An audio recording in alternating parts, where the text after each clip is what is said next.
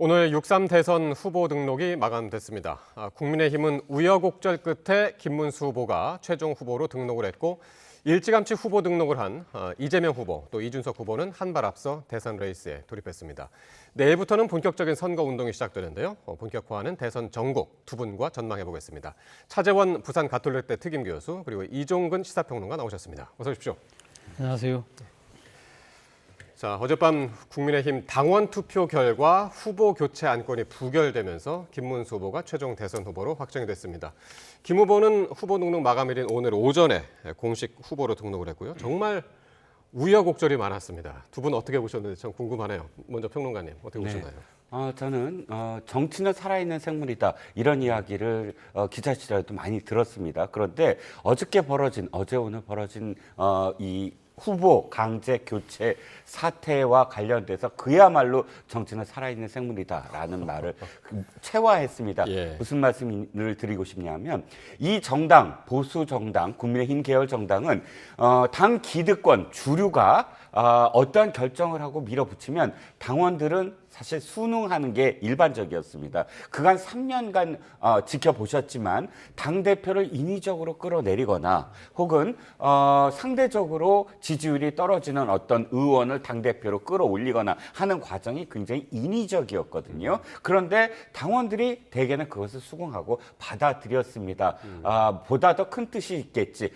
대통령과 여당 대표는 뭔가 호흡이 더 맞아야 돼. 이런 스스로의 어떤 명분을 세워서 좀 받아들였죠. 그런데 그저께 어저께 오늘 도저히 이것은 받아들일 수가 없다. 어허. 대통령 후보를 정당하게 당원들이 40만 명이 넘는 당원들이 스스로 참여를 해서 투표를 하고 물론 여론조사도 포함이 돼서 선출된 후보를 인위적으로 끌어내리고 예. 새벽 3시부터 4시까지 단 1시간 동안만 아무도 모르게 단 유일하게 한덕수 후보만 알 수 있게 후보 예. 등록을 하게 만드는 최소한 우리가 초등학교 때 배웠던 선거의 4원칙 중에 보통 선거 있지 않습니까? 누구나 후보에 등록할 수 있다. 누구나 후보가 될 수 있다. 피선거권은 누구나 될 수 있다라는 그 원칙을 완전히 무너뜨렸습니다. 예. 그러자 이 보수 정당의 당원들이 드디어 레드카드를 던졌습니다. 이건 도저히 참을 수 없다. 예. 아무도 짐작을 못했지만 당원들의 마음은 이것을 받아들일 수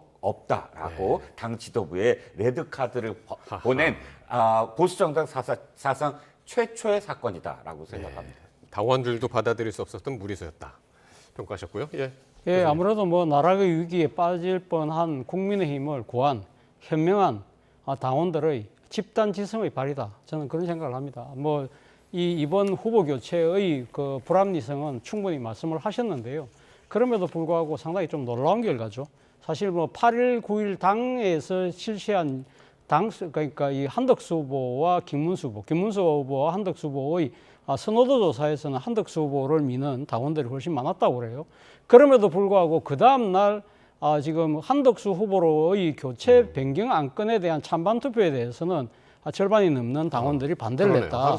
하루 사이에 이렇게 돌변한 것은 아무리 그래도 그렇지 이건 아니다는 생각인 거죠. 앞서 말씀하신 것처럼 이 공당에서의 그 민주적 절차에 의해서 뽑힌 후보가 나름대로 경쟁력이 처진다고 하더라도 이렇게 일방적으로 당 지도부가 교체를 하고 그리고 바로 이어서 새로운 후보를 공모를 하는 과정에서 새벽 3시부터 4시까지 단 1시간만 봤는데 거기에 입당도 하지 않았던 한덕수 후보가 입당과 함께 등록을 했고 김문수 후보를 비롯해서 이번 경선에 나왔던 다른 후보들은 전혀 이 사실을 모르는 상태에서 예. 그것이 진행되었다. 이거야말로 한덕수 후보를 대통령 후보로 만들기 위한 소위 속된 표현으로 짜고 친 고소도 아니냐. 이것이야말로 어떻게 보면 정당 민주주의를 완전히 허무는 것이다. 이 상황 자체는 우리가 도저히 받아들일 수는 안 된다. 그래서 이 김문수 후보로 계속 가서 설사 대선에서 진다고 하더라도 원칙적인 패배가 오히려 향후 이 대선 이후에 이 국민의힘의 재건과 혁신에 나름대로 씨앗이 될 것이라는 그 생각이 의원들 사이, 당원들 사이에 이심짐심으로 퍼졌던 그 결과가 이 결과로 이어진 것이 아닐까라는 생각이 듭니다. 자, 이런 변화무쌍한 과정을 거쳐서 어쨌든 김문수 후보가 국민의힘의 최종 후보로 확정이 됐고요. 오늘 김문수 후보는 의원총회를 개최를 요청해서 당 내홍 수습에 나섰습니다. 화면으로 먼저 보시겠습니다. 경선 과정에서는 때로 의견이 다를 수 있습니다. 때로는 말과 행동이 상처로 남기도 합니다. 국민의힘 대통령 후보로서 저 역시 더 넓게 품지 못했던 점에 대해서 이 자리에서 진심으로 사과드립니다. 오늘부터 우리는 원팀입니다. 함께 싸우고 함께 승리합시다. 자, 김문수 후보 화면에는 뭐 안 나왔지만은 큰 절까지 올리면서 승리를 다짐했고요. 후보가 결정된 만큼 한 마음으로 뜻을 모으자라는 의미 같은데 정말 적지 않은 진통이 있었지 않습니까? 대선까지 한 목소리가 가능할까? 어떻게 보시나요? 글쎄요, 한 목소리를 내야만 그래도 아직 뒤지고 있는 그런 그 상황에서 쫓아갈 수 있지 않을까 싶은데 쉽지 않아 보입니다. 이유는 첫 번째는 뭐냐면 김문수 후보가 왜 이렇게 진통을 많이 겪었느냐? 당내에 자기 세력이 없기 때문이에요. 김문수 후보는 원래 당적이 국민의힘이 아니었습니다. 물론 한나라당 계열 정당에서 계속 뭐 대통령 후보 경선에도 참여하고 서울시장 후보도 나왔습니다만 예. 그 이후에 당적을 이탈해서 자유통일당 맞습니다. 네. 자유통일당을 만드는데 창당을 했고 그런 다음에 노동부 장관이 됐습니다만 아직 복당을 하지 않은 상태였고요. 그러다 보니까 이 당과 좀 거리를 두는 시간이 길었고 그래서 김문수 후보가 처음에 후보로 나왔을 때 현역 의원들이 거의 그러니까 함께 캠페에 참여하지 않았었습니다. 그럼 지금도 사실은 김문수 후보가 자기 세력 그러니까 자기와 함께 뜻을 같이 하는 그런 현역 의원 동지가 그렇게 많지 않거든요. 그래서 지금 이렇게 큰절을 하는 것도 사실 첫 번째 이유는 자기가 약속한 것을 지키지 않은 것에 대한 그러니까 단일화를 적극적으로 하겠다고 22번이나 이야기를 했는데 그것을 선출되자마자 바로 실행에 옮기지 않았다는 비판에서 자유롭지 못한 점. 그래서 그 점에 대한 사과와 함께 보다 이제 너그럽게 그러니까 자기가 어쨌든 선출이 됐으니까 예. 보다 원팀이 되어 달라라는 어떤 호소가 있다는 건데 예. 사실 오늘도 30여 명의 의원 그러니까 한덕수 후보를 지지했던 의원들이 참석을 하지 않은 걸 보면 쉽지 않은 어떤 과정들이 아직도 많이 남아 있는 것으로 보입니다. 예. 그러니까 국민의힘 당원상으로는 대통령 후보는 당무 결정권이 있다고 그러잖아요. 당무 예. 우선권. 예. 그러니까 앞으로 이거를 이렇게 대선까지 쭉 이런 권한을 밀고 나갈 수 있을까? 어떻게 보시나요? 뭐 사실 뭐 이번 이제 내일부터 바로 그러니까 본격적인 선거 운동이 시작되잖아요. 정상적으로 만약에 우리가 이 선거를 한다고 했다고 한다면 아마 이 후보 선출이 대통령 선거 이전, 그러니까 선거일보다 한 두세 달 앞서, 그러니까 이 후보가 선출될 경우에는 당무 우선권이라는 것이 상당한 무기가 될 수 있고 나름대로 의미가 있지만 지금 뭐 내일 당장 23일간의 총 레이스이기 때문에 사실 이 대선 후보가 뭐 당무에 대해서 신경 쓸 겨를이 없는 것이거든요. 그렇기 때문에 사실 뭐 당무 우선권이라는 것은 제가 생각해서는 거의 의미가 없다. 예. 다만 이번 이 지금 후보 결정되고 난 일주일 사이에 후보 교체와 관련해서 단일화 이 부분을 약속을 지키지 않았다고 해서 지금 이 소위 말하는 쌍권 체제 그리고 또 이 쌍권체를 뒷받침하는 친윤 주류들이 지금 후보를 흔들었던 이런 부분들에 대해서는 상당한 나름대로의 섭섭함이 남아 있겠죠. 그러나 일단 권영세 비대위원장이 이 모든 사태에 대한 책임을 지고 물러났기 때문에 더 이상 뭐 이런 이 지금 현재 이 당직과 관련된 여러 가지 뭐 교체나 이런 부분들을 할 생각은 별로 없을 거라고 봅니다. 어차피 23일 동안 이 선거운동 과정에서 원내대표인 권성동 원내대표가 남아있긴 하지만 사실은 뭐 지금 국회도 거의 올스톱이나 마찬가지이기 때문에 원내대표가 누가 하든 그건 문제가 별로 없다고 보는 것이고 그리고 또 한편으로는 오늘 이 지금 의원총회에서 상당수 모습을 안 드러냈던 의원들이 주로 친윤계 의원들이에요. 이런 분들의 입장에서는 뭐 자신들이 잘못보다는 이 김문수 후보가 약속을 지키지 않았다. 거기에 대한 또 앙금이 남아 있는 것이거든요. 그렇다고 한다면 김문수 후보 입장에서는 이 친윤계들의 당직 문제는 일단 이 뒤로 미루고 이 지금 자신에게 토라져 있는 친윤계를 어떻게 포용하고 이 사람들을 선거 운동으로 끌어내느냐가 오히려 더 급선무기 때문에 당무와 관련된 부분은 아무래도 뒤로 밀릴 수밖에 없다는 생각입니다. 친윤계와 한 목소리를 내기에는 조금 이제 숙제가 남아 있지만은 당무 우선권 그 권한을 발휘하기는 좀 무리다 했는데 오늘 어떤 일이 있었느냐면은요. 권영세 비대위원장이 이제 직을 내려놨죠. 책임지고. 네. 그런데 그 자리에 김용태 의원을 내정을 했습니다. 김용태 의원이 누굽니까? 지금 초선이고 30대란 말이죠. 그렇죠. 어떻게 보십니까? 자, 당무 우선권 말씀을 하셨지만 이게 당무 우선권이에요. 어떤 의미에서는 당무가 딴 게 아니라 자신이 대통령 후보로서 이 당을 이끌고 가는데 단대로 가는데 거스를 수 있는 그런 요인들을 다 제거할 수 있는 권리가 바로 당무 우선권이거든요. 이를테면 사무총장 그러니까 예산과 조직을 집행하는 그런 사무총장을 내 마음대로 임명한다든지 이게 바로 당무선권이고 또 지금 비대위원장도 마찬가지입니다. 원래대로 한다면 원내대표가 사실은 겸임하거나 혹은 원내대표가 비대위원장을 지금 뭐 추천할 수 있는데 예. 김문수 후보의 지금 의지가 보이거든요. 저는 첫 번째는 뭐냐면 이겁니다. 김문수 후보가 사실 고령이잖아요. 비교적 상대적으로는 지금 51년생이고 그러다 보니까 실질적으로 세대 교체, 시대 교체 이런 부분에 있어서는 좀 약점이 있습니다. 그래서 한동훈 후보하고의 어떤 그 그림에서 상당히 세대 교체에 대한 어떤 부분에 비판을 많이 받았습니다. 그리고 또 이준석 후보가 있잖아요. 예. 지금 제3지대에서 예. 그래서 김용태 지금 이 당에서 가장 젊은 예. 의원이죠. 35세. 예. 그리고 더군다나 한 가지 사연이 더 있죠. 이번 비대위원 그러니까 예. 이 비대위원장 권영세 비대위원장 체제에서 예. 비대위원이었는데 적극적으로 권영세 비대위원장의 비토를 놓은 비대위원입니다. 그러니까 그 한덕수 전 총리로의 인위적인 어떤 교체를 가장 큰 예. 목소리로 비대위원으로서 반대를 했거든요. 그런 사연까지 포함을 해서 예. 전면적으로 자기가 지금 이 약점으로 꼽히는 그런 고령을 좀 많이 아하. 보완해 줄 수 있는 그런 예. 보다 더 젊은 이미지의 그런 예. 비대위원장을 선출한 것으로 보입니다. 그러니까 지금 말씀하신 것처럼 김문수 후보가 51년생이고요. 김용태 의원이 90년생. 그러니까 거의 40살 가까이 차이가 나고 이준석 의원이 85년생. 예. 이준석 의원보다도 지금 5살이 더 어린 예. 사람을 이제 비대위원회에 앉혔단 말이에요. 그러니까 비대위원장이 일종의 당의 대표격인데요. 사실 뭐 지금 김문수 후보 입장에서 보면 23일 동안에 당의 간판을 지금 누굴 세우느냐의 부분이거든요.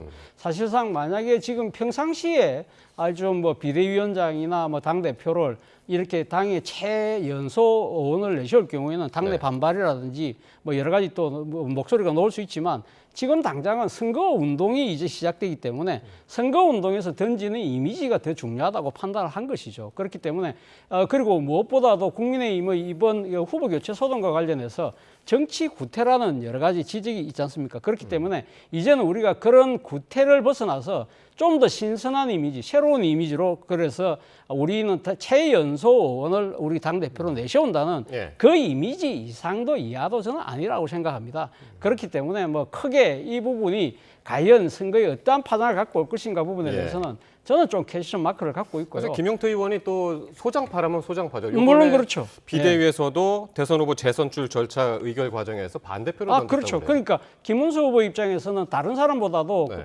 이번 비상대책위원회에서 후보 교체에 대해서 강한 목소리의 반대를 냈던 이런 부분들도 상당히 어떻게 보면 김문수 후보 입장에서는 공당이 지켜야 될 민주주의적 가치 이런 부분들을 상징할 수 있는 인물이라는 것이죠. 그렇기 때문에 이런 그러니까 젊다 그리고 이 뭐랄까요? 좀 개혁적인 이미지다. 예. 그리고 또 하나의 노림수는 앞서 잠깐 말씀하셨지만 이 지금 본선 무대에서의 개혁신당 이준석 지금 후보와의 원샷 경선 이 이야기를 지금 김문수 후보는 추진할 가능성이 높거든요. 예. 그럴 경우에 가교 역할을 할 수 있는 사람이 김용태 의원이다. 과거 뭡니까? 천하용인이라고 이야기할 때 그 당시 국민의힘 내에서 그렇죠. 윤석 대표가 대표 시절에 개혁파를 상징하던 그 4명 중에 한 명이 바로 김용태 그랬죠. 의원이었거든요. 그런 측면도 저는 고려한 부분이다. 그렇기 때문에 문제는 뭐 이 대선이 끝나고 나면 바로 전당대회를 통해서 새로운 지도체제가 들었을 것이기 때문에 뭐 지금 김용태 지금 의원이 비대위원장이 됐다고 해서 뭐 그렇게 당권을 뭐 강하게 뭐 이렇게 행사를 한다든지 그런 것보다는 일단 선거에 도움이 되기 때문에 지게 짝대기라도 하나 더 갖고 온다는 심정으로 아마 그런 그 노림수를 갖고 인선을 하지 않았나 하는 생각이 듭니다. 김용태 의원을 그 후임 비대위원장으로 이제 내정을 하는 그 과정에서 김문수 후보가 이제 권성동 원내대표하고 만나서 상의를 했다고 합니다. 근데 지금 권성동 원내대표도 사퇴해야 된다. 이런 그 당내 목소리가 많이 있거든요. 이 부분은 어떻게 될까요? 그렇죠. 왜냐하면 우리가 이 후보자 인위적 교체 해프닝이, 그러니까 해프닝은 좀 아니죠. 완전히 그렇게 만들었으니까요. 그 사건의 전말에서 사실 권영세 비상대책위원장과 권성동 원내대표가 함께 각각 어떤 큰 역할을 했어요. 뭐 알량한 대통령 후보직 뭐 이런 표현까지 써가면서 직접적으로 공격을 하지 않았습니까? 그 과정들을 지켜본 당원들이나 혹은 의원들이나 혹은 지지자 입장에서는 아니 권영세 비대위원장 못지않게 권성동 원내대표가 책임이 있지 않느냐 이런 근데 당심이 레드카드를 보냈는데 왜 권성동 원내대표 물러나지 않느냐 이런 불만 또는 비판이 계속 이어지고 있습니다. 저는 타당한 지적이긴 한데 그러나 어쨌든 이 모든 것은 김문수 후보가 판단하는 것이 저는 옳다고 생각을 하거든요. 왜냐하면 지금 김문수 후보 입장에서 봤을 때 원내대표는 선출직입니다. 그러니까 의원들이 선출을 해야 되는데 이 와중에 의원들이 또다시 무슨 누구와 누구의 경쟁을 해서 공고도 하고 해서 급히 한다고 하더라도 20여일밖에 남지 않았던 이 지금 선거 기간 동안 또다시 분쟁을 일으키거나 할 이유는 없거든요. 그러니까 권성동 원내대표의 협조를 구하면서 원만하게 또 이제 그 단일 대우를 유지하기 위해서는 여기에서 더 책임론을 뭐 다시 불거지게 해서 분쟁을 일으킬 이유는 없다라는 게 또 더군다나 자기 세력이 없는 김문수 후보 입장에서는 권성동 원내대표는 품자라는 그런 생각을 할 수밖에 없는 상황인 것 같습니다. 그래서 오늘 김문수 후보가 대선 국면에서 원내대표를 선출하는 것은 부적절하다고 했고요. 그러면서 선거 기간 동안 역할을 해달라 이렇게 당부를 했다고도 하는데 어떻게 될지 함께 보고요. 그리고 김문수 후보가 한덕수 전 총리를 만나서 대선 승리를 다짐을 했는데 이 자리에서 한덕수 전 총리한테 선대위원장직을 제안했는데 한 전 총리가 이 자리에서는 논의가 좀 더 필요하다라는 입장으로 해서 직접적인 발언을 이제 좀 피했습니다. 확답을. 아무래도 한덕수 지금 후보, 전 후보 같은 경우는 상당히 이런 상황 자체가 상당히 좀 곤혹스럽지 않을까 하는 생각이 들어요. 이번 본인이 지난 5월 1일 날 출마 선언을 해서 불과 9일몽으로 끝났다는 이야기가 있을 정도로 9일 만에 지금 정치를 접어야 되는 상황이 있고 사실은 이번 이 소동과 관련해서 가장 어떻게 보면 이 정치적 타격이 큰 사람이 저는 한덕수 후보가 아닐까라는 생각이 듭니다.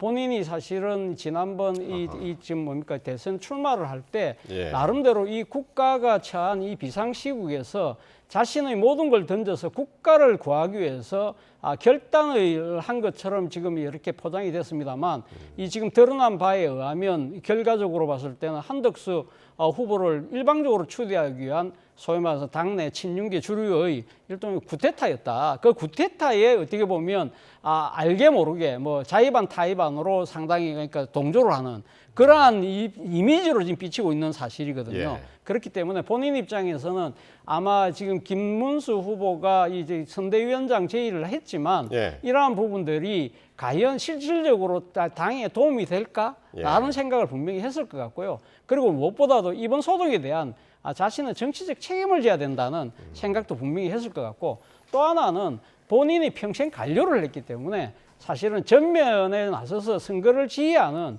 그러한 역할보다는 오히려 예를 들면 지금 뭐 통상 문제가 심각하게 하니까 대미 통상과 관련된 정책이라든지 아니면 경제 수장을 또 했던 경력도 있는 만큼 경제나 정책에 관한 전체적인 뭐랄까요 일 조율이나 조언을 하는 쪽으로 역할 분담을 하면 좋지 않을까라는 식으로 예. 자신의 역할을 좀 축소하는 쪽으로 가지 않을까라는 생각이 듭니다. 근데 한덕수 총리 뭐 입당한 지도 얼마 안 됐지만은 지금 탈당 압박도 지금 있거든요, 당내에서.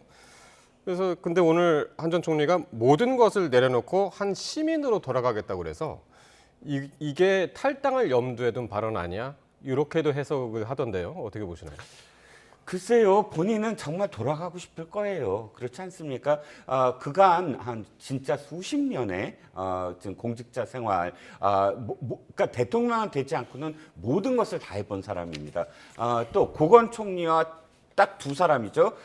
진영을 달리해서 어쨌든 국무총리를 2번 했던 사람이고, 그러다 보니까 이번에 이렇게 뭐 출마 소동을 빚으면서 온갖 비판을 받은 건 생전 처음일 것 같습니다. 그러니까 본인의 입장에서는 그냥 조용히 그냥 시민의 입으로 다시 돌아가는 것이 마음이 편하겠죠. 하지만 대단히 또 부적절합니다. 왜냐하면 본인이 정치에 나오겠다라고 하면서 지금까지 한 말은 뭡니까?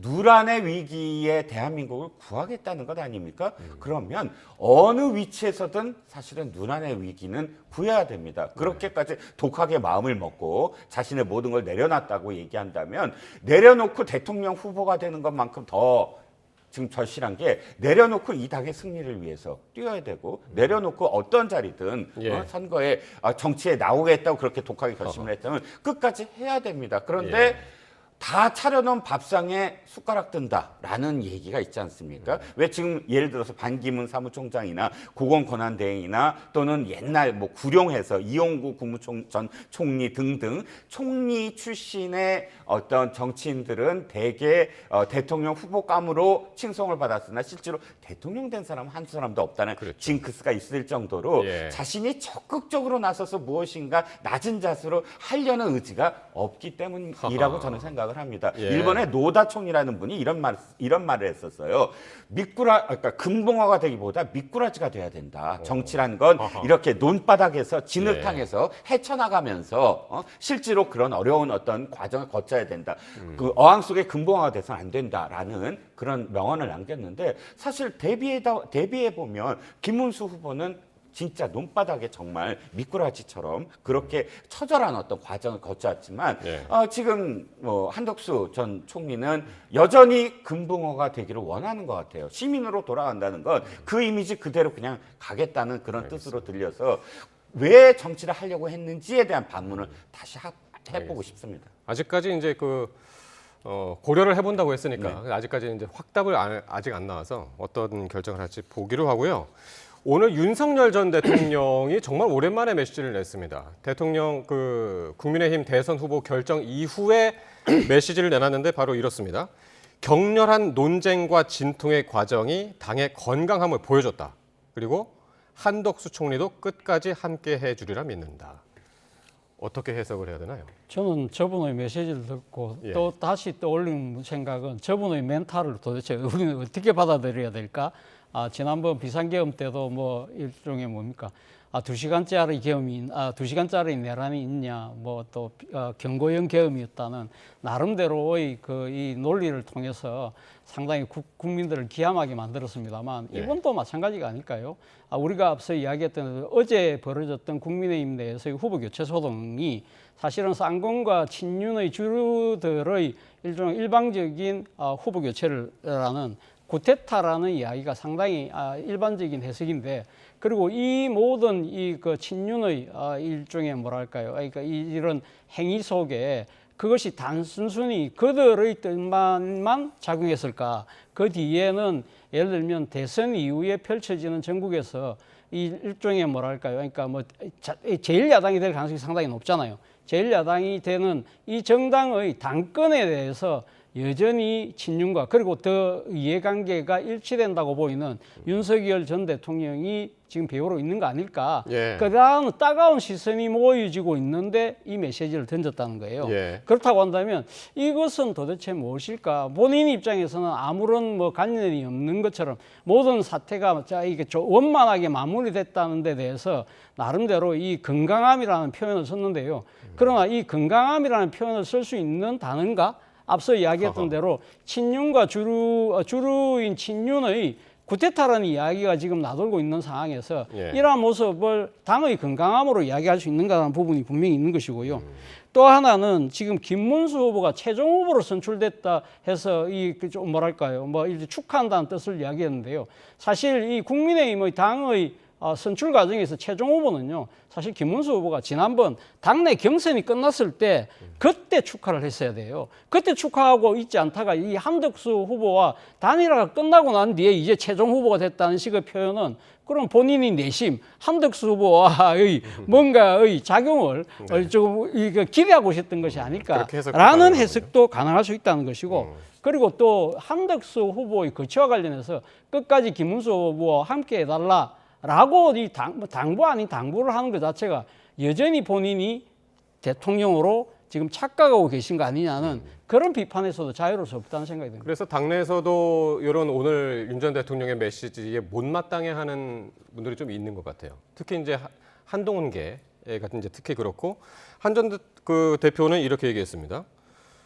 김문수 후보가 계엄하고 탄핵 반대에 진심으로 사과를 해야 되고 윤 전 대통령에 대한 출당 조치가 필요하다라고 얘기를 해서 김문수 후보가 과연 여기에 대한 응답을 어떻게 내놓을지 어떻게 보시나요? 그렇죠. 한동훈 전 후보가 이번 사태, 그러니까 후보 강제 교체 사태에 직면해서 쏟아내는 어떤 워딩이 직접적으로 윤석열 전 대통령의 책임을 언급을 하고 또 김건희 여사까지 부부라는 어떤 표현으로서 함께 포함을 해서 직격을 하고 있습니다. 예. 예전 같으면 사실 바로바로 여기에 대해서 친윤 그룹의 지지자들이 반발을 하고 역시 뭐 배신자다 이런 소리를 하겠는데 워낙에 이번 그 후보 교체 사태가 준 충격이 워낙 강해서 예. 왜냐하면 기시감이 들어요. 지난 3년간 이 정당은 늘 이랬거든요.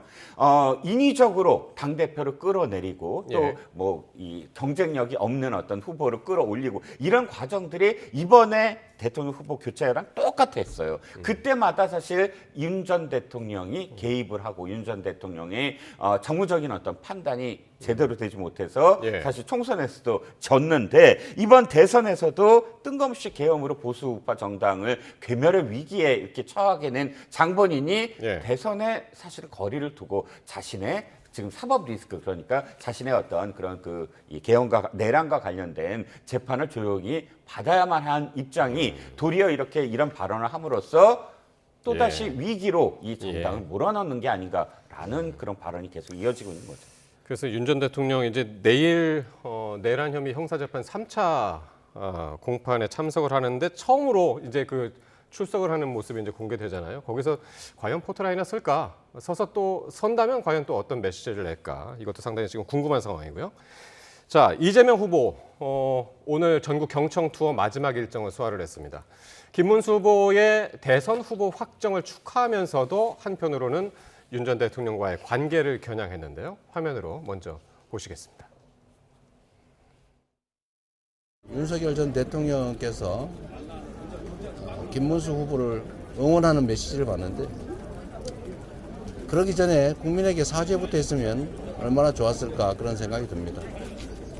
여하튼 우리 김문수 후보 후보로 확정되신 것 축하드리고 어떻게 하면 국민의 삶을 개선할 것인지 발전적이고 건전한 정책 대결이 있기를 기대합니다. 예.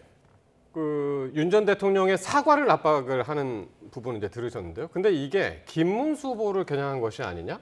이런 해석도 있습니다. 당연히 뭐 김문수 후보를 지금 겨냥한 측면이 분명히 있죠. 그런데 오늘 지금 뭐 이재명 후보의 지금 김문수 후보와 관련된 메시지는 두 갈래라고 생각하는데요. 첫 번째 한 이야기는 그거거든요. 엉터리 후보 교체가 그래도 안 돼가지고 김문수 후보가 돼서 다행이다. 그 이야기를 했거든요. 그만큼 국민의힘의 일종의 뭐랄까요. 그러니까 지금 정체성이나 민주성 자체가 상당히 문제가 있다. 그래서 그런 측면에서 본다고 한다면 지난 12.3 비상계엄 때의 보여줬던 그 국민의힘의 이 반응, 그리고 그 국민의 소속 의원들이 탄핵 국면에서 보여줬던 그 반민주성, 이런 부분을 다시 한 번 더 부각을 하고, 그래서 이런 정당에서 선출된 김문수 후보의 문제점을 자연스럽게 부각시키면서, 그리고 무엇보다도 김문수 후보가 탄핵 국면에서 일관되게 탄핵을 반대했던 그런 부분들을 예. 지금 더 이 강하게 공격을 하면서 자신과의 차별화를 보여주는 그런 정치적 수사를 했는데요. 뭐 그거는 뭐 이재명 후보 입장에서는 당연한 정치적 하나의 뭐랄까요 반응이고 네. 뭐 그런 부분들은 익히 그러니까 뭐랄까 예측이 됐던 그런 정치적 메시지가 아닐까 하는 생각이 듭니다. 그렇습니다. 어쨌든 이렇게 이재명 후보뿐만이 아니라 김문수 후보가 국민의힘 대선 후보로 확정된 이후에 민주당도 곧바로 김문수 후보를 향한 공세 수위를 올렸는데요. 윤 전 대통령은 물론이고 전광훈 사랑제일교회 목사와의 관계를 또 거론하고 있습니다. 선거 기간 내내 이 공세가 계속되지 않을까 싶은데요. 어떻게 보시나요? 네, 정치의 참 저 행태라는 건, 세태라는 네. 건 하루하루 1시간, 2시간이 다릅니다. 어저께까지 김문수 후보를 좀 뭐랄까 칭송했던 민주당입니다. 김민석 최고위원 뭐라고 했습니까?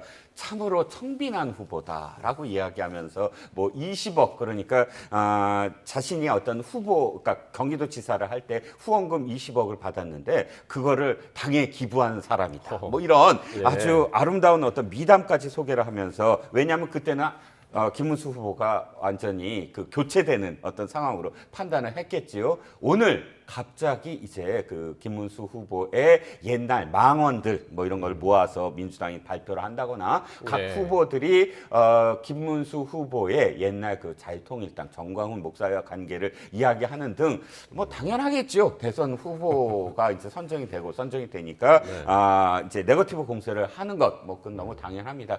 그런데 그럼에도 불구하고 어찌 됐든 좀 더 뭐 그러니까 페어플레이 뭐 이런 것이 좀 필요하지 않을까. 이재명 후보의 어떤 수권 정당의 차기 대통령 후보로서의 어떤 말이라면 조금 더 무게감이 있었으면 하는 생각이 아쉽게 든 게 어저께의 발언입니다. 아무리 YS의 어떤 말을 빌려서라도 지금 상대 당이 정말 최악의 어떤 상황인 건 맞습니다. 그런데 거기에 대해서 가만히 있으면 자빠져서 우리가 이긴다. 상대방이 이렇게 자빠진다. 자빠진다 이런 어떤 표현까지 써가면서 그것을 꼭 뭐 조롱했어야 될까? 바로 이렇게 이제 김문수 후보가 돼서 그러니까 김문수 후보를 공격해야 되는 상황이라면 일관되게 새는 좌우의 날개로 나니까 상대당이 빨리 후보가 나와서 정책 경쟁을 했으면 좋겠다. 정도의 어떤 태도를 유지했으면 좋았을 걸 하는 생각이 듭니다. 그렇군요. 김문수 후보하고 전광훈 목사와의 이 관계는 사실은 약한 고리로 보이는 것이 한동훈 전 후보도 예. 그 경선 과정에서 이 부분을 상당히 이제 공격을 했던 적이 있었잖아요. 예. 네. 사실 이 지금 정광훈 목사하고의 관계가 그러니까 어제 새벽에서 그러니까 후보를 교체를 단행할 수밖에 없었다는 주루치의 변명에도 등장했어요. 무슨 말이냐면 이 왜 이렇게 새벽에 후보를 교체를 해서 이 소동을 일으켰냐는 식으로 국민의힘 의원들이 단톡방에서 난리가 난 거예요.